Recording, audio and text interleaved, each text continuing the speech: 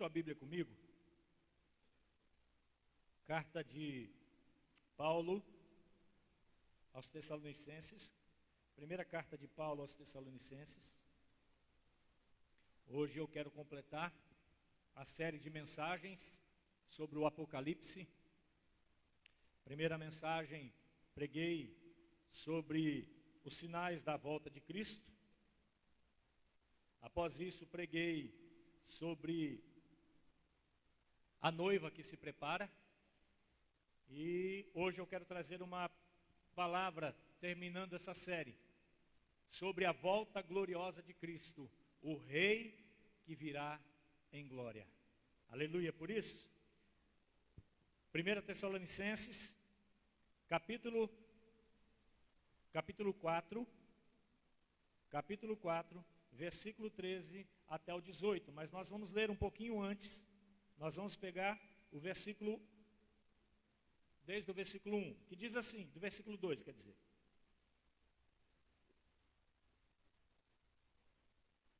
Primeira Tessalonicenses, capítulo 4, nós vamos ler a partir do versículo 1.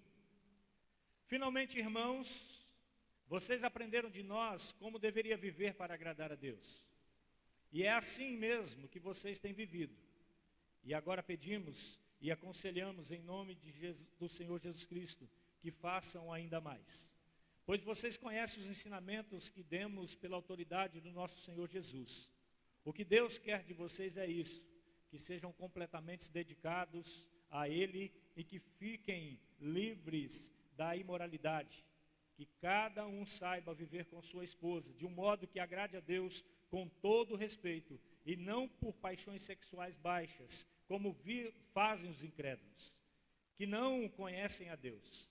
Neste assunto, que ninguém prejudique o seu irmão, nem desrespeite os seus direitos, pois, como nós já lhe dissemos e avisamos, o Senhor castigará duramente os que fazem essas coisas.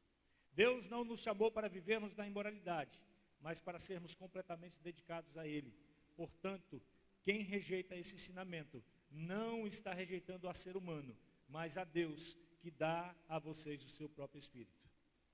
Não há necessidade de lhe escrever a respeito do amor pelos irmãos na fé, pois o próprio Deus lhes ensinou que vocês devem amar uns aos outros.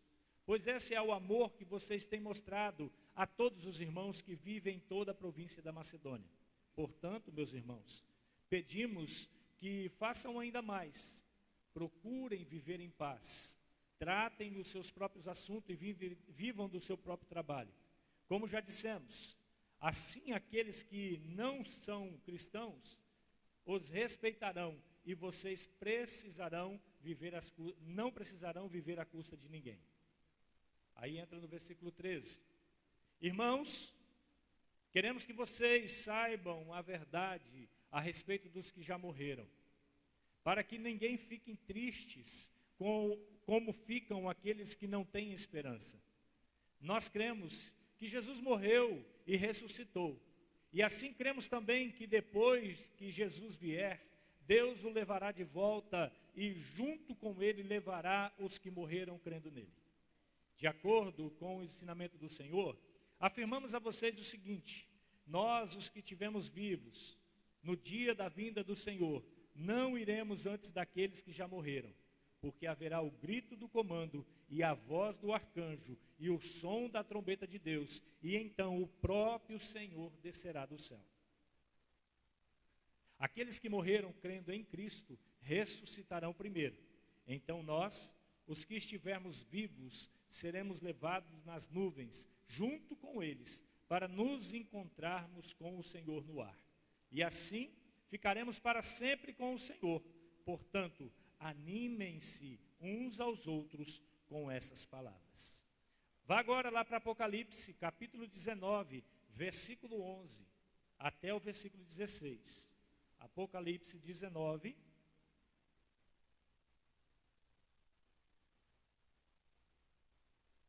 versículo 11. Esse é o sinal da volta de Cristo. Versículo 11, 19 e 11 de Apocalipse. Então vi dos céus, deixa eu trocar a minha a minha versão aqui, que agora eu estou de iPad de novo, né? Então posso fazer isso, né? Glória a Deus, né?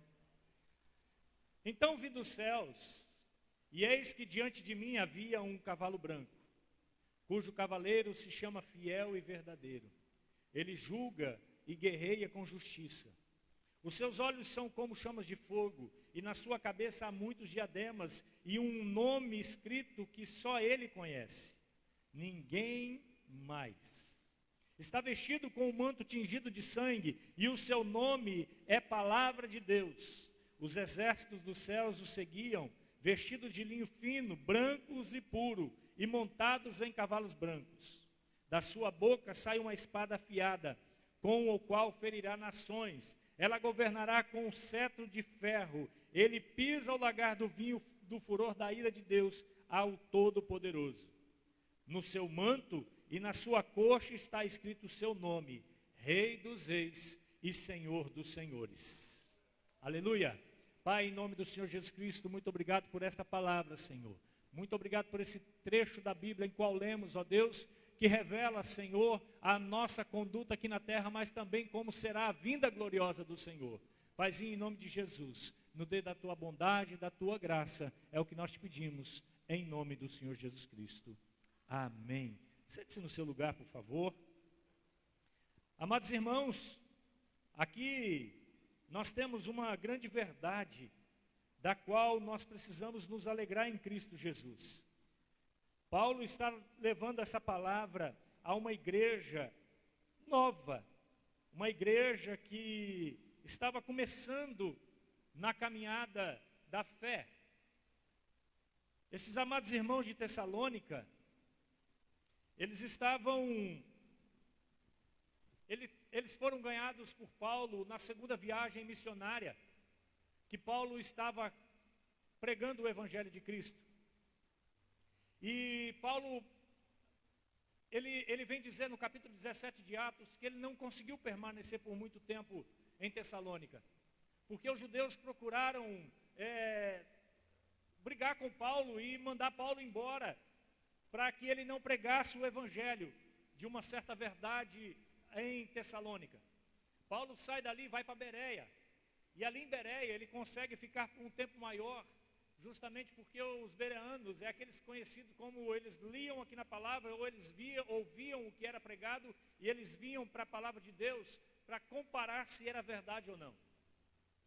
E ele também ali logo depois, aqueles judeus lá de Tessalônica ficaram sabendo que eles estavam em Bereia, e eles vêm até Bereia e expulsam também Paulo dali. Então a verdade é que Paulo, ele estava com uma preocupação no seu coração. Ele estava com uma preocupação no seu coração quando ele estava em Bereia. Ele sai de Bereia agora expulso pelos judeus e ele vai até Atenas. E em Atenas ele fica ali escondido num lugar separado, e no coração de Paulo, no coração do pastor, estava a preocupação com uma igreja que tinha só recebido o Evangelho. Tinha acabado de receber o Evangelho e não tinha nenhum mês. Atos 17 vem falar que Paulo fica 3 sábados pregando o Evangelho na sinagoga de Tessalônica. E é justamente essa preocupação do pastor Paulo, de que ele está ali preocupado. Será como que está os meus amados irmãos em Tessalônica? Será que como está o coração deles? Como que eles estão vivendo? E aí, após isso, Paulo escreve essa carta. Escreve a primeira carta, até há uma divergência entre alguns escritores que dizem que a primeira carta de Tessalônica é a segunda, e a segunda é a primeira. Há uma inversão em alguns pensamentos. E quando você vai ler a carta de primeira e segunda, realmente parece isso. Mas Paulo manda Timóteo até Tessalônica de novo, para ver como é que estavam aqueles irmãos neófitos, novatos na fé. E quando ele chega de volta para Paulo, Timóteo ele tem alguns questionamentos da parte dos irmãos. E eles estavam preocupados, esses irmãos estavam preocupados com algumas situações do Evangelho. E uma das preocupações deles é como que nós vamos agora, como é que nós vamos viver? Como que nós precisamos proceder? Qual é a forma que nós precisamos caminhar agora? O que é que nós precisamos fazer para adorar a Cristo Jesus? como devemos caminhar, como é que nós devemos conduzir pelo evangelho da fé. E é justamente nesse contexto que Paulo começa a escrever essa carta. Ele diz, olha, é importante que vocês não andem mais como as pessoas do mundo. Porque as pessoas do mundo têm um padrão de vida. E qual é o padrão? O padrão mundano. É o padrão de uma lascívia, é o padrão de uma imoralidade sexual, é uma imoralidade nas palavras, mas agora vocês já não são mais desse povo. Vocês não têm mais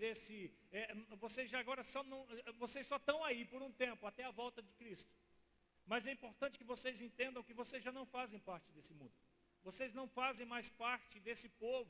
Por isso que o modo de agir, o modo de pensar de vocês precisa ser diferente. É o que Paulo começa a dizer no capítulo que nós lemos. E se você for para o capítulo 3, ele intensifica mais ainda essa palavra.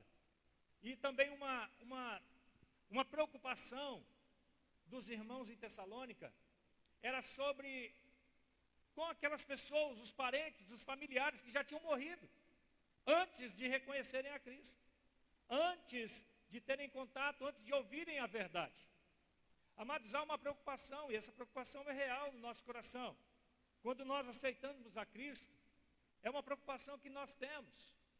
Como será com os nossos irmãos que morreram sem Cristo? Como será essa vinda? Como que se dará isso? Como que se dará toda essa situação? Como vai ser isso? E a preocupação dos irmãos de Tessalônica era justamente essa. E os meus pais? E a minha família que morreu sem Cristo? E é sobre essa verdade que Paulo agora escreve mais uma vez uma carta e envia para os irmãos em Tessalônica. E ele começa a dizer sobre isso, olha, como é que vai ser a volta do nosso Senhor Jesus Cristo? Porque é uma preocupação, amados. É uma preocupação real, é uma preocupação que toma conta na nossa vida. Há uma preocupação sim, e é desde o início da fé cristã. Desde o início da fé cristã, a promessa de Cristo, ela é o alicerce da nossa fé. É o alicerce da nossa esperança. Desde que Cristo foi assunto ao céu, subiu ao céu, Ele diz que Ele vai voltar. E os nossos primeiros irmãos na fé, a grande verdade era essa. Se você for olhar, logo depois do Pentecoste, e a subida de Jesus e a descida do Espírito Santo, aqueles irmãos, capítulo 5, você vai ver a realidade de um casal, Ananias e Safira. E você vê a realidade de como aqueles primeiros irmãos se comportavam na fé. E eles se comportavam vendendo todos os seus bens, traziam ao pé dos apóstolos, para que não houvesse falta em nada. E eles caminhavam firmes, fiéis, tementes a Deus, glorificando ao Senhor, porque eles entendiam no seu coração, para que os bens? Para que casas? Para que terra? Se Jesus logo voltará e vai nos levar para casa. Para que isso? Essa era a grande verdade no coração deles. A esperança que eles tinham era uma esperança viva, era uma esperança motivadora. E olhe bem, esses irmãos em Tessalônicas, eles não tinham uma verdade, eles não tinham a Bíblia, eles ouviram Paulo passar por ali, ouviram o Evangelho e eles se agarraram àquilo. E eles estavam firmes na promessa, e Paulo manda essa carta para dizer, olha, vai acontecer dessa forma, vai acontecer assim, e a volta do Senhor Jesus se dará assim. Então permaneçam firmes, fiéis, em esperança, crendo que logo, logo nosso Senhor voltará. Amados irmãos, aqueles irmãos não tinham a Bíblia que está sobre a sua mão, eles não sabem o que nós sabemos, eles não têm as informações que nós temos, eles não têm, mas você e eu temos. Então nós precisamos ter uma fé melhor que a deles, nós precisamos ter uma perseverança melhor que a deles, nós precisamos ter uma esperança que não vai junto com os nossos problemas, nós precisamos ter uma fé que vai além das nossas tribulações, nós precisamos ter uma fé que espera a volta do nosso Senhor. O mundo olha, quando eles querem olhar para esse sinal, para essa verdade da volta de Cristo, Quem não tem Cristo, eles olham até com um certo medo. Será como que vai ser? Ouvi essa semana um irmão relatando algo que ele foi conversar com uma moça. E essa moça é de uma família cristã. E ele perguntou, mas por que você não aceita Jesus? Por que você não entrega a sua vida para Jesus? Por que você não se batiza? Ela falou assim, não, eu não vou fazer isso. Porque eu entendo que se eu me batizar, eu tenho que ter uma vida santa. Se eu me batizar, eu tenho que ter uma vida que glorifica ao Senhor. Porque senão, eu posso perder a minha salvação. Ela, de uma forma um pouco equivocada, mas ela tem uma verdade no coração dela. E muitas vezes nós vemos pessoas que têm Cristo, que professam o nome de Cristo, mas vivem como alguém que nunca conheceu a Cristo. Uma verdade que está na Bíblia, mas não está na tábua do coração. E Jesus, ele vai voltar para buscar uma igreja fiel. Ele vai voltar para buscar uma igreja que espera ansiosamente pela sua volta. Ele não vem buscar qualquer um. Ele não vem buscar quem está aliado de qualquer forma. Eu preguei aqui no domingo passado sobre a parábola das 10 virgens, onde 5 eram loucas, insensatas, e 5 eram sábias, e guardaram o óleo para que, se o noivo atrasasse, e elas entraram para o gozo do seu Senhor. O mundo olha com um certo receio para a volta de Jesus. Outros não se dão nem em pensar sobre isso. Mas a verdade é que nós sabemos que o nosso Senhor voltará em glória refulgente. O nosso Senhor virá buscar a sua noiva e estabelecer o seu reino eterno para a glória dele. Nós precisamos esperar isso. A volta de Jesus não é uma alegoria. Não é um conto de fadas. A volta de Jesus é uma realidade profética. A Bíblia fala mais de 300 vezes no Novo Testamento. Ela fala mais de 300 vezes sobre a volta do Senhor Jesus. E hoje nós vamos estar vendo sobre essa volta gloriosa do Senhor, o seu glorioso retorno. E quem ele irá buscar? Quem é que ele vai vir para levar para casa? E sabendo disso, nós precisamos ter entendimento de como é que nós precisamos viver esperando a volta do nosso Senhor. Abra sua Bíblia comigo, Apocalipse capítulo 1. A primeira verdade que eu quero trazer ao seu coração nesta noite é sobre que a volta de Jesus, ela será visível. Todos vão ver.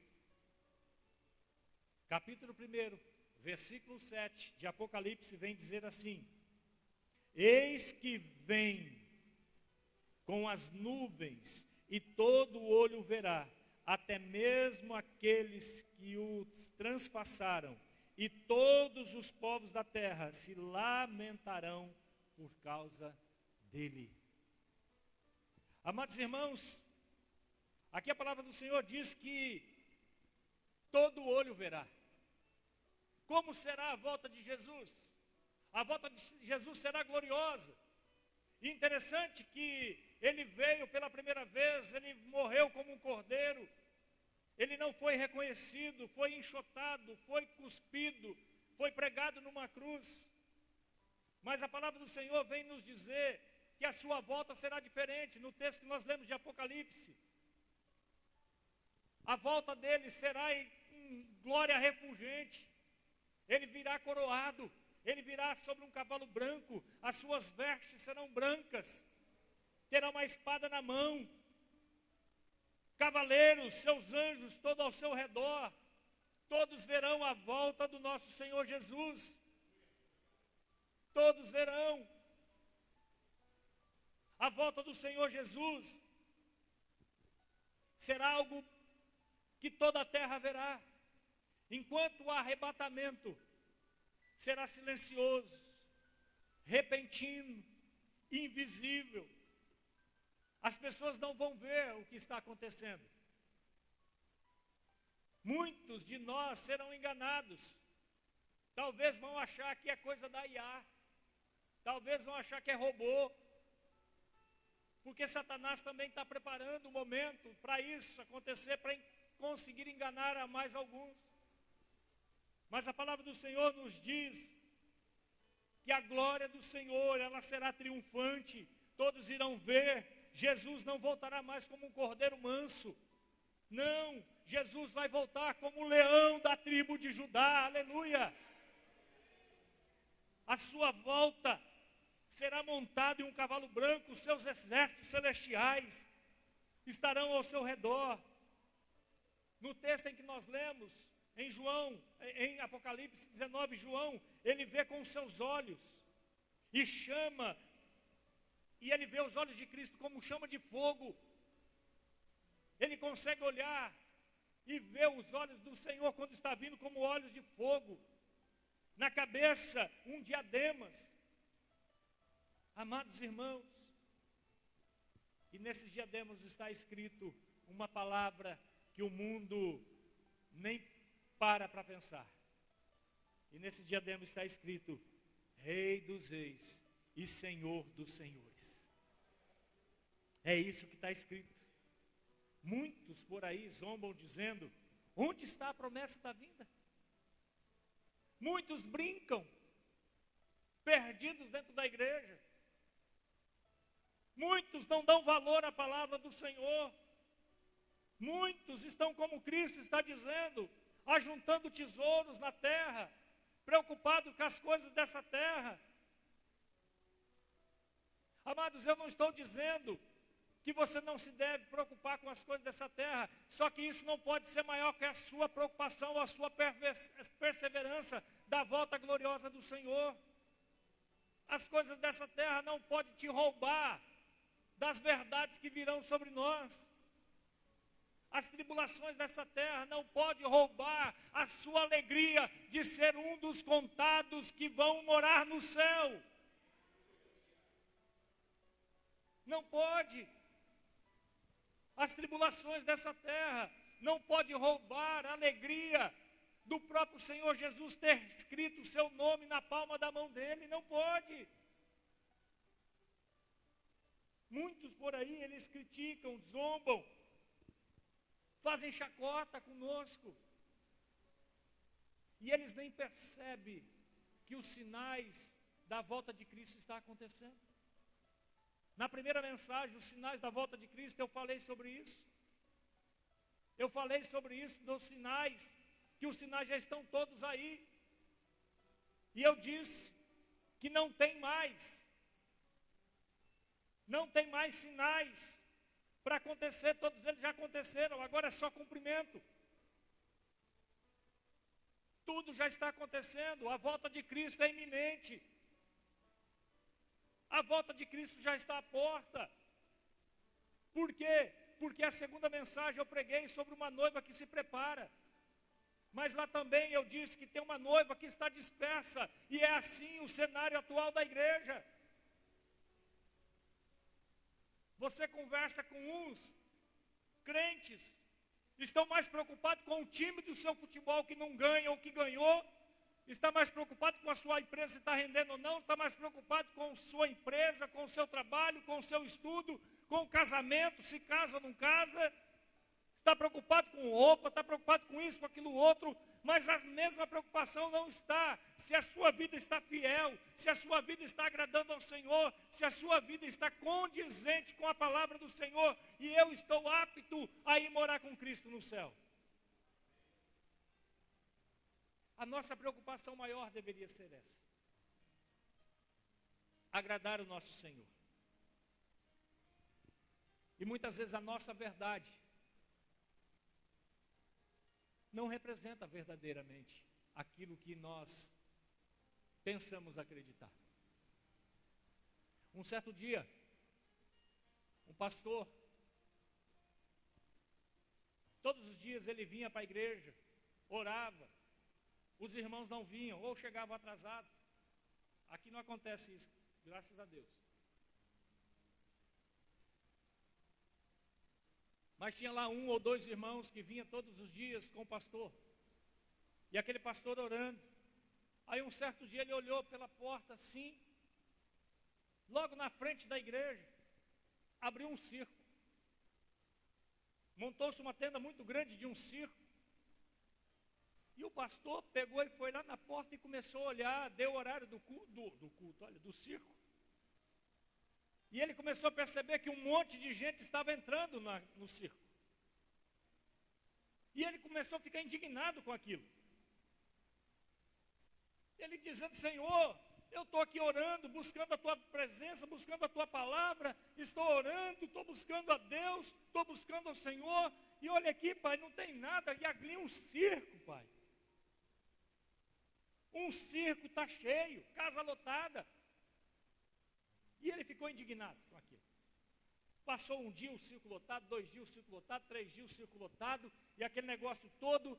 E deu um certo dia à tarde, o pastor falou: rapaz, eu vou lá para conversar com alguém lá desse circo e pedir alguma explicação. E disse que ele chegou lá, deu de cara com o palhaço se organizando, pintando, porque na noite teria espetáculo. E ele chegou: ô seu palhaço, eu posso ter um dedo de prosa contigo? Pode sim. Quem é o senhor? Eu sou o pastor dali da frente. E seu palhaço, eu preciso de uma explicação e algo está intrigando o meu coração.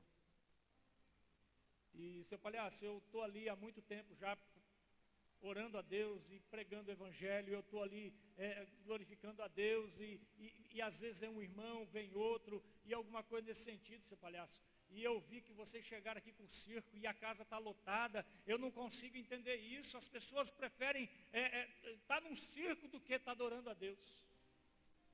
Aí o seu palhaço olhou bem dentro dos olhos daquele pastor e disse assim: pastor, eu vou te falar qual é a verdade.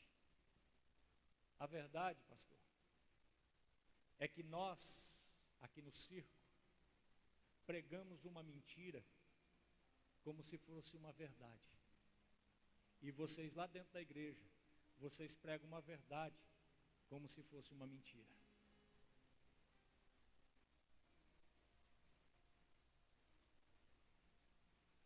Quando eu ouvi, eu fiz o mesmo silêncio que você. Quando eu ouvi essa história, eu tive a mesma reação que você. Será que nós não estamos tendo a maior verdade de toda a terra? Mas será que nós não estamos vivendo como se fosse uma mentira? Será que nós não estamos tratando essa verdade como uma mentira? Porque eu não sei se você ainda acredita na volta gloriosa do Senhor Jesus. Mas independentemente de eu ou você acreditar, o nosso Senhor Jesus voltará. Porque não é apenas um evento glorioso, mas também será um momento de divisão divina, do qual o próprio Senhor separará o joio do trigo. O próprio Senhor vai trazer a recompensa para aqueles que tiveram plena convicção. O Senhor Jesus vai trazer o pagamento daqueles que foram fiéis ao Senhor, aqueles que andaram segundo a sua vontade. O próprio Senhor Jesus vai trazer o pagamento de todo o nosso esforço. Mas Ele também vai trazer o juízo em suas mãos. Pega sua Bíblia comigo. Mateus, capítulo 25, 31.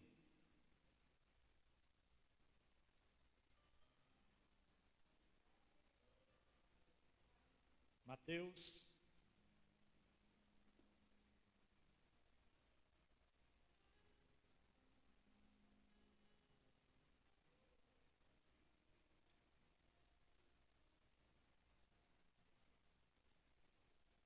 Mateus 25, versículo 31, vai dizer assim: quando o Filho do Homem vier em sua glória, com todos os anjos, assentar-se-á em um seu trono na glória celestial.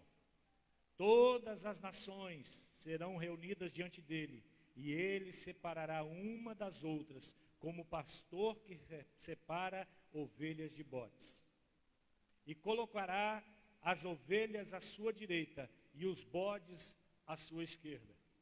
Então o rei dirá aos que estiverem à sua direita: venham, benditos de meu Pai, recebam como herança o reino que lhes foi preparado desde a criação do mundo. Amados irmãos, a palavra do Senhor, ela nos fala por momentos gloriosos, ao ponto que ela nos diz: eis que eu venho sem demora, o próprio Senhor dizendo, e comigo está o galardão. Apocalipse 22:12 vem dizer: e eu tenho o que é para retribuir a cada um segundo as suas obras.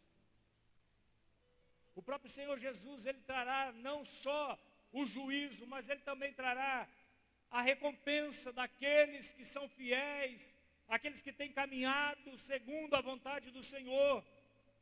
Quando Jesus voltar, ele vai voltar como juiz, mas também vai voltar como salvador para aqueles que são fiéis. Ele também vai voltar como o Senhor que nos conduzirá de volta para casa. É a coroação. Para os infiéis, é o dia da condenação. É o pior dia da humanidade que viveu sem Cristo. Jesus vai separar, como o texto que nós lemos, os ímpios dos fiéis, as ovelhas dos bodes, e estabelecerá o seu reino nessa terra. É isso que nós vemos. A volta de Jesus, ela não é só um acontecimento, ela também é um lembrete de que nada fica impune diante do Senhor, nada fica esquecido. As lágrimas, as lutas, seus momentos de perseverança, a sua fidelidade, as suas lutas internas, ocultas, terão recompensa no Senhor. A sua fidelidade, a sua fé, a sua entrega. Todas as vezes que Cristo não foi envergonhado diante de você, e todas as vezes que você não se envergonhou de Cristo, lá no seu trabalho, quando perguntaram se você era crente, você disse: eu sou. Eu tenho Jesus no meu coração, errado, errôneo, sim, mas eu sou filho do Senhor, tentando acertar minha vida. Na sua empresa, com os seus amigos, se você não se envergonhou de Cristo, a palavra de Jesus vem dizer: se você se envergonhar de mim, eu também vou me envergonhar de você, diz o Senhor. Amados irmãos, Jesus é testemunha na sua vida, aonde quer que você esteja. Jesus está te olhando. Jesus está sondando o seu coração. Nós percebemos através dessas palavras que também é um chamado à responsabilidade. Responsabilidade de ser fiel, responsabilidade de viver de uma forma santa. Viver de uma forma que agrade o rei. Viver de uma forma que estabeleça na nossa vida o propósito do qual nós fomos salvos diante de Jesus. Diante dessa verdade, amados, nós precisamos responder. Precisamos dar uma resposta ao céu. Porque senão, aquilo que Cristo fez por mim e por você na cruz do Calvário é jogado aos cães. Nós precisamos dar uma resposta através da fé, através da vigilância, através da santidade ao Senhor. Nós precisamos, pois quem ama o Rei vive preparado para a sua volta também. Quem ama Jesus deseja fazer a vontade dEle. Quem ama o Senhor, o seu maior prazer é encontrar com Ele, é encontrar com o Senhor. E para terminar, a volta de Cristo desperta a igreja, a vigilância e a esperança. Pegue sua Bíblia comigo, Tito.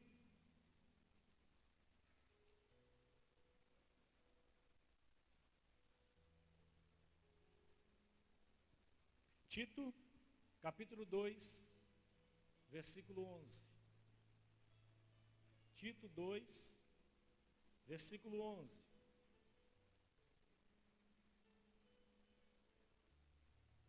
Vem dizer assim a palavra do Senhor: pois a graça de Deus se manifestou salvadora a todos os homens.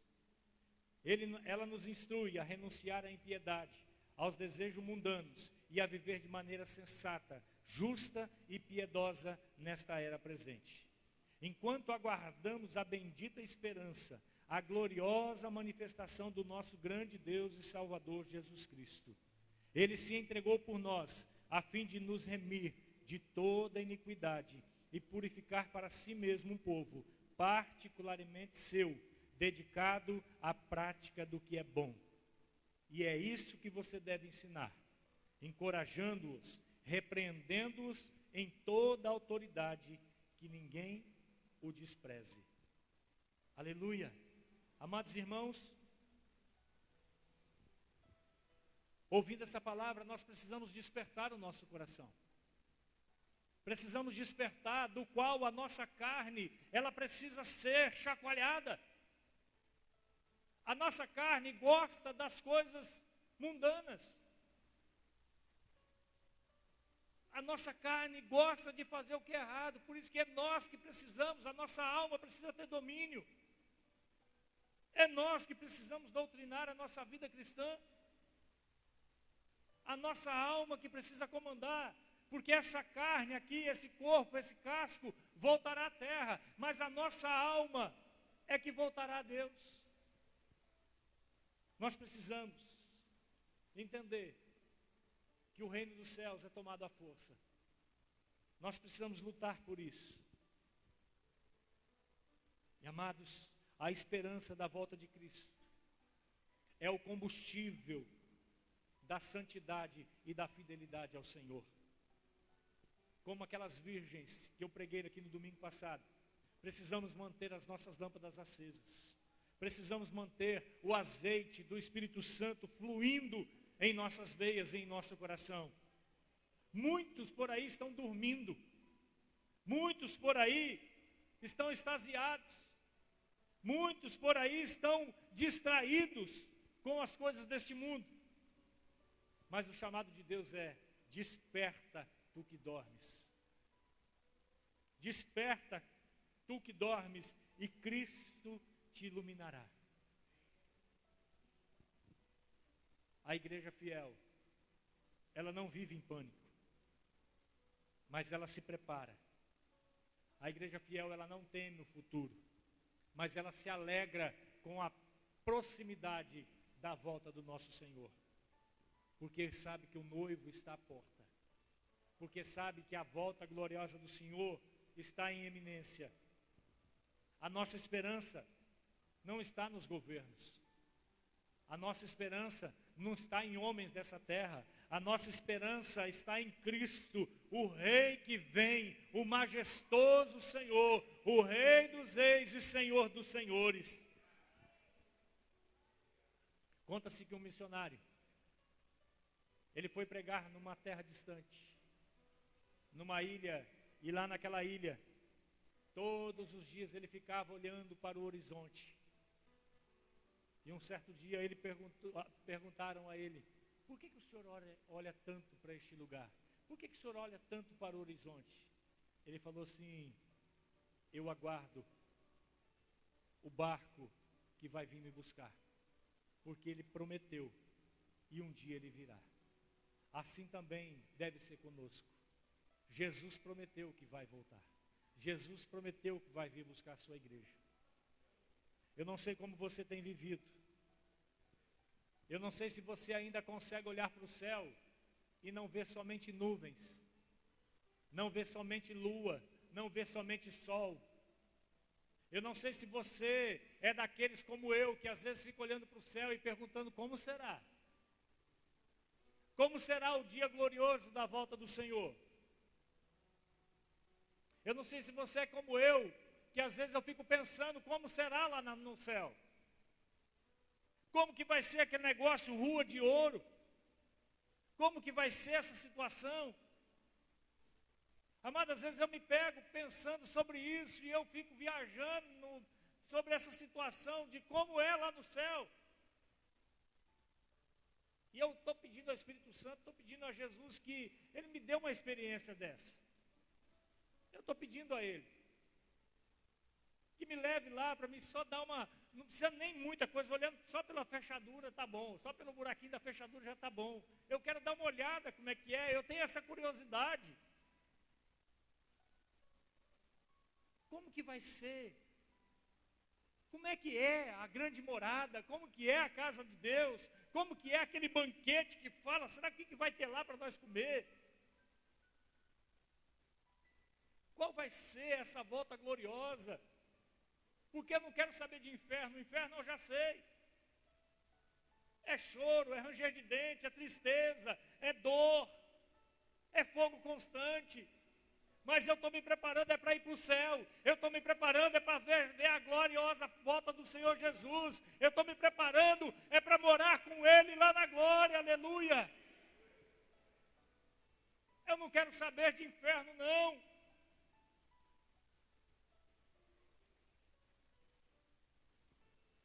A volta de Jesus é a cereja do bolo